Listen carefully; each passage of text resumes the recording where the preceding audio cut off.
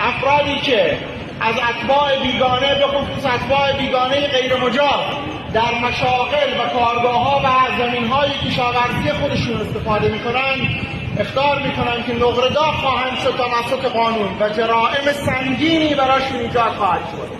افرادی که اقدام به خرید و فروش وسایل نقلیه و املاک که مطابق قانون ممنوع هستند اتباع هر کشوری از داشتن اموال غیر منقول در شهرستان میان به اسم یک فرد ایرانی خانه ای رو خریداری میکنن برای این اتباع. اینها منتظر برخورد، حبس، جرائم نقدی و محرومیت از سایر حقوق اجتماعی باشند.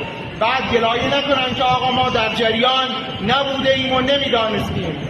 کم کردن حضور اتباع در شهرستان کلید خورده با همکاری عزیزانمون در مجموعه نیروی انتظامی و در مجموعه سپاه شهرستان در حال رصد هست و به قدرت و به قوت هم اجرا می شود.